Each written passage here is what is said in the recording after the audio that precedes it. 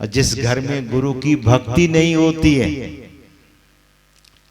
तो संत कबीर साहब कहते हैं कि जीते जी वह घर शमशान भूमि की नाई है।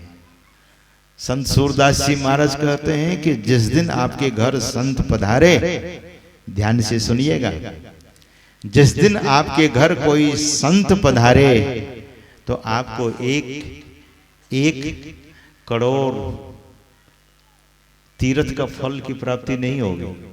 तीर्थ कोटि वहां करोड़ों है और तीर्थ में जाने में खर्च होता है सज्जनों, कष्ट होता है, परेशानी होती है, बाधाएं आती है, लेकिन संत सदगुरु जब कोई साधु महापुरुष घर पधारता है तो करोड़ों तीर्थों का फल मिल जाता है। संत कबीर साहब कहते हैं कि जा घर गुरु की भक्ति नहीं, संत नहीं मेहमान, ता घर जम डेरा किया, जीवत भया मसान।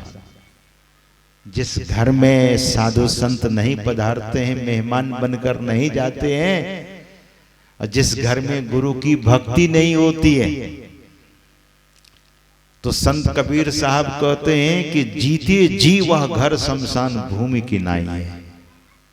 ऐसा इसीलिए जो बड़े सुजन सज्जन लोग होते हैं अपने घर में संतों को पधराते हैं, संतों को आमंत्रित करते हैं कि महाराज मेरे घर में एक बार अपना चरण रख देना। सज्जनों, संत एकनाथ जी महाराज के यहाँ संत की टोली पहुंची कब? जब झमाझम बारिश हो रही थी। संत एकनाथ के यहाँ गांव के लोगों ने कहा कि वही संत की सेवा करते हैं, संत सेवी वही है, संत की सेवा करते हैं। साधु की मंडली एकनाथ जी के यहाँ भेज दिया गया। झमाझम बारिश हो रही है, संतों ने टेर लगाई, भिक्षाम देही भिक्षाम देही। एकनाथ जी महाराज सोए थे उस समय, उठ खड़े हुए, जाग उठे और देखा कि संत महापुरुष दर्शन दे रहे। पत्नी से कहते हैं दो ना, कच्चा राशन मांग रहे हैं संत लोग। कुछ संत लोग कच्चे राशन लेकर के स्वयं से स्वपाकी होते हैं, अपने से बनाने वाले। सज्जनों, बोले लकड़ी भी देनी पड़ेगी ना। संतों को जब कच्चा राशन दे दिया गया, संत एकनाथ जी महाराज की पत्नी ने कच्चा राशन दिया तो संतों ने कहा कि भोजन पकाएंगे कैसे, लकड़ी भी तो दो। लकड़ी बाहर में सारी गीली है। जिस पलंग पर सोते थे, जिस तखत पर सोते थे, उसी तखत को तोड़ करके चीर फाड़ करके संतों को दे दिया कि महाराज भोजन बना करके पालो आप लोग। इतनी सरलता संत एकनाथ जी महाराज। तो सज्जनों, संत पधारते हैं उनके यहाँ और संत संध्या वंदन करने के बाद निवृत्त होते हैं। बैठे थे, इतने में अमरदास जी महाराज भोजन की थाली लेकर आते और अमरदास जी महाराज थाली उनके आगे रखकर प्रणाम निवेदित करते हैं कि महाराज भोजन को भोग लगाइए, भोजन को आरोगिए, भोजन को भोग लगा लीजिए। संत ने भोग लगाया और जैसे ही एक ग्रास उठा करके खाना चाहा तो उनको अपना संकल्प की याद आ गई। संकल्प की याद आ जाती है। हाथ में भोजन का ग्रास लिए हुए सामने अमरदास जी से संत पूछते हैं कि तुमने गुरु बनाया है, गुरु धारण किया है? तो अमरदास जी हाथ जोड़कर कहते हैं कि अब तक तो नहीं। तो भोजन का ग्रास उठाए हुए ग्रास को थाली में रख देते हैं और संत कहते हैं कि निगुरे के हाथ से मैं भोजन नहीं करता हूं, मेरा ये संकल्प है। जब भी मैं करूंगा तो सगुरे के हाथ से करूंगा, मैं निगुरा के हाथ से भोजन नहीं करता और मैं निगुरे के घर में रुकता भी नहीं। अपना बोरिया बिस्तर समेट करके, अपना बिछावन समेट कर, आसन बासन समेट करके निकल पड़े। अमरदास जी महाराज बड़े गिड़गिड़ाए, महाराज भोजन नहीं करोगे, कम से कम मेरे घर से रात में तो मत जाओ। हम लोग जम्मू जाते हैं, जम्मू में अगर शाम में बोलते हैं कि हम शाम में विदा हो जाएंगे, बोले नहीं महाराज शाम में नहीं जा सकते। पंजाब में लोग कहते हैं शाम में नहीं विदा करूंगा, सुबह में। तो ये मान्यताएं हैं लोगों की। सज्जनों, संत तो चले गए, अमरदास जी महाराज बेचैन हो गए। रात भर नींद नहीं आई उसे। उन्हीं की बहुरानी थी, अपने भाई के बेटे की पत्नी थी, अंगद देव जी की बेटी, गुरु अंगद देव जी महाराज की बेटी। सुबह सुबह झाड़ू लगा रही थी और संतवाणी गा रही थी। संतवाणी जो समझता है, संतवाणी के महत्व को जो जानता है, और संतवाणी में तो ऐसे ही आकर्षण है। महापुरुष कहते हैं कि गावत उधरही सुनते उधरही बिनसही पाप घनेरे। संतवाणी गाने से पाप क्षय होता है, पापों का क्षय होता है सज्जनों। और संतवाणी सुनने से, गाने से क्या कहते हैं महापुरुष, बिनसही पाप घनेरे, घनेरों पापों का नाश हो जाता है सज्जनों। तो संतवाणी गा रही थी, झाड़ू लगा रही थी। वहां जाते हैं अमरदास जी और पूछते हैं कि बेटी किन की वाणी है? रात भर मुझे नींद नहीं आई है, वे साधु चले गए, लेकिन जब मैं संतवाणी सुना तो मुझे बड़ी शांति मिली, सुकून मिला। बताओ किन की वाणी है? तो बहुरानी कहती है कि ये मेरे पिताजी की वाणी है, अंगद देव। रात में भी नींद नहीं आ रही कि क्या करें। समधी साहब सोचे इनमें कुछ ऐसा गुण है, लेकिन दिखा तो नहीं, बाहर से क्या दिख सकता है। दादू संतन की गति कोई जाने न कोई, सुनने सुन सुन के पारा अगम अगाध अगोई। दादू जाने न कोई संतन की गति कोई। How you are going to recognize the real saint? How? What is the thermometer? Now, Swami Bindesri Baba was saying, quoting the Sadguru's Maharaj Vani, मुक्ति मार्ग जानते साधन करते नित्य साधन करते नित्य सतचित जग में रहते दिन दिन अधिक विराग प्रेम सत्संग सुन करते दृढ़ ज्ञान समुझाए बोध दे कुबुद्धि को हरते संशय दूर बहाए संत मत स्थिर करते। This is the thermometer you can recognise. हम पहचान सकते हैं, पहचानने का थर्मामीटर दिया गया है। संत की पहचान बाहर से नहीं हो सकती, उनके संग उनकी संगति करेंगे तब पहचान में आए, संत को पहचान सकेंगे। हमारे हरिद्वार में तो महात्मा लोग कहते हैं, जब रहे 12 बरस साधु की टोल। ध्यान से सुनिएगा, ये सदुकड़ी कहावत है। हरिद्वार में महात्मा लोग बोलते हैं कि जब रहे 12 बरस साधु की टोल, तब सीखे जाकर एक बोल। एक बोल तब सीखेंगे। It's a very difficult. Ramakrishna Mission में हमारे एक मित्र हैं, साधु हैं। मैंने पूछा कि आपको सन्यास कितने दिनों के, कितने वर्षों के बाद मिला? तो वे दीप दयानंद महाराज हैं, डॉक्टर थे, डॉक्टरी छोड़ करके महात्मा बन गए, एमबीबीएस डॉक्टर थे। तो मैं जब सिंगापुर गया था, मलेशिया गया था, तो वहां के अध्यक्ष, जब वहां मेरा कार्यक्रम हुआ रामकृष्ण मिशन में, मलेशिया में और सिंगापुर में, तो वहां के पहले सिंगापुर में हुआ, उसके बाद मलेशिया ले गए हमें। बड़ा अच्छा लगा गुरु महाराज का ज्ञान उसे। तो बोले स्वामी जी आपका प्रवचन मलेशिया के रामकृष्ण मिशन में हो जाए कैसा रहेगा? मैंने कहा कि स्वामी जी मैं तो आया ही हूँ यही काम करने के लिए। तो उसने कहा कि मलेशिया भी चलिए, तो वे मलेशिया लेकर गए। बेशक हम लोग बस से गए, सिंगापुर से मलेशिया बस भी चलती है, लगभग 5 घंटे का रास्ता है। तो गए वहाँ, जब हम प्रवचन सदगुरु महाराज के ज्ञान को सुनाया, हमने सुनाया तो बड़े प्रभावित हुए। तो उन्होंने कहा कि रामकृष्ण मिशन में जो अध्यक्ष महोदय हैं उनके लिए, और एक स्वामी दीप दयानंद महाराज हैं, डॉक्टर पेशे से रहे हैं, अभी भी वो सेवा देते हैं रामकृष्ण मिशन में, उनके लिए छोटी सी भेंट है, लेकर जाइए आप। तो दिया। तो मैं जब उनको रामकृष्ण मिशन जाकर दिया तो बड़ी प्रसन्नता हुई उनको, डॉक्टर दीप दयानंद जी को और अध्यक्ष महोदय को भी। तो सज्जनों, रामकृष्ण परमहंस देव जी महाराज के पास भी पंजाब से एक अवधूत महात्मा जो नंग धड़ंग रहते थे, कपड़े नहीं पहनते थे, अवधूत कहते हैं उसे,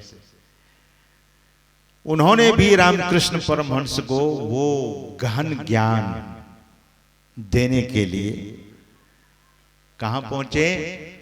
दक्षिणेश्वर। तो यह जो ज्ञान है इतना सूक्ष्म है और इतना दिव्य है। भगवान शंकर कहते हैं कि इस दिव्य ज्ञान के उपदेश करने वाले कौन है? तो भगवान शंकर कहते हैं वही परम ईश्वर सद्गुरु दिव्य ज्ञान उपदेष्टारम। तो ऐसे दिव्य ज्ञान को देने के लिए तोतापुरी जी महाराज दक्षिणेश्वर पधारे, और दक्षिणेश्वर पधार कर जब पधारे तो रामकृष्ण परमहंस महाराज ने दर्शन किया, और दर्शन करने के बाद हाथ जोड़कर रामकृष्ण ने पूछा, श्री रामकृष्ण परमहंस ने, कि महाराज आप किसी विशेष उद्देश्य तो यहां नहीं पधारे?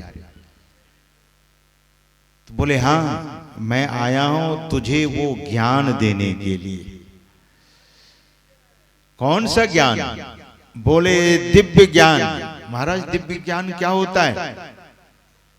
वैसे तो रामकृष्ण की साधारण गति नहीं थी, साक्षात माता काली का दर्शन करते थे, साक्षात माता काली से बातचीत करते थे। तो बोले मैं तुझे दृष्टि योग की क्रिया देने आया हूं, अंतर साधना की बात बताने आया हूं। बोले क्या होगा? बोले ईश्वर के स्वरूप का बोध होगा, माता के स्वरूप का बोध होगा। बोले नहीं, मुझे तो साक्षात माता से बात होती है, काली माता से मैं बात करता हूं, प्रकट हो जाती है। तो तोतापुरी जी महाराज ने कहा कि एक बार जरा जाकर पूछ तो लो, माता से पूछ लो।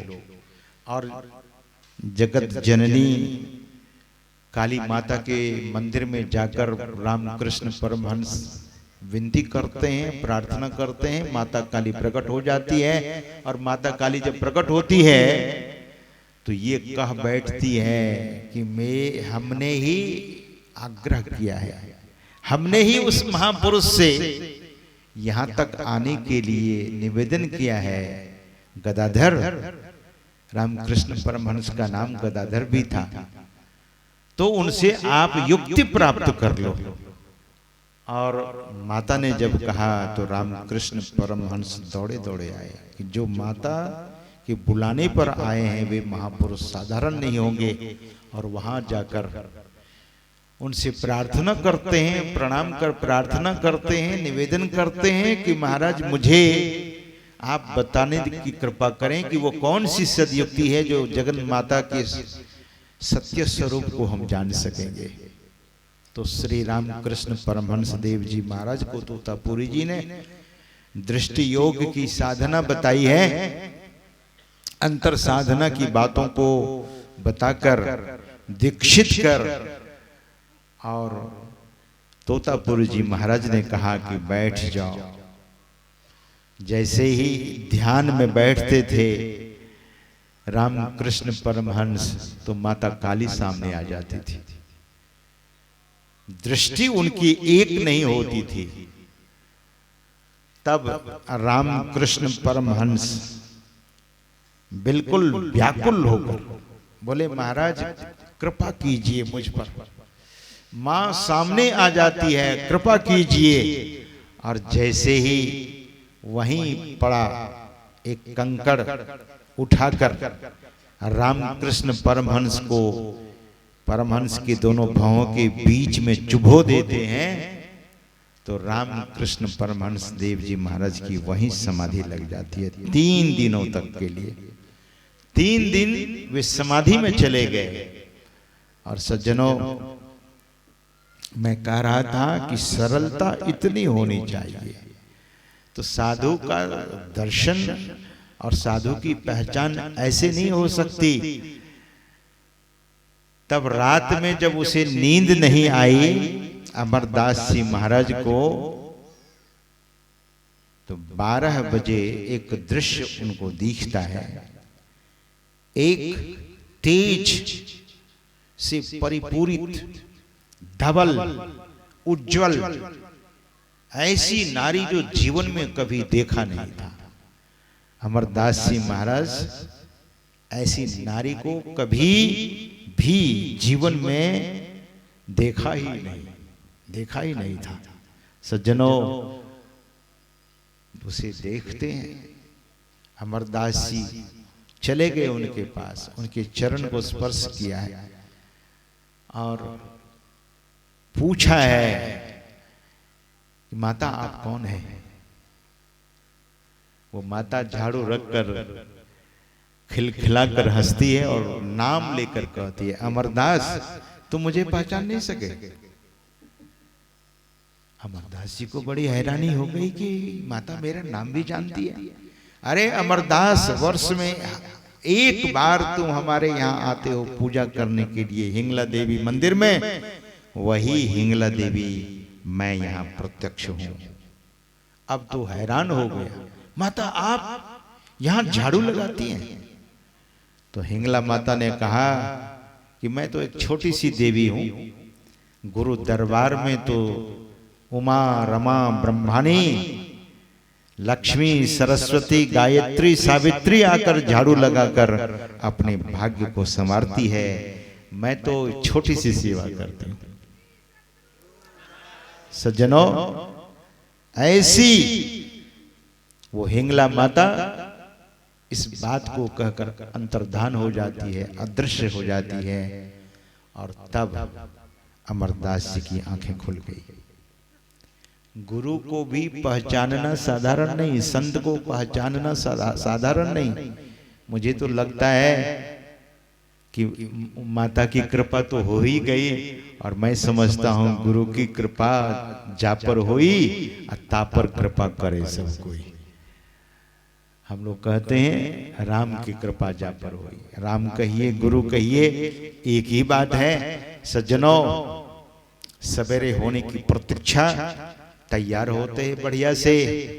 आज उस तरह से धोती सजा कर नहीं पहनते हैं, धोती को घुटने तक बांध लेते हैं, धोती को नीचे घुटने से जाने नहीं देते हैं।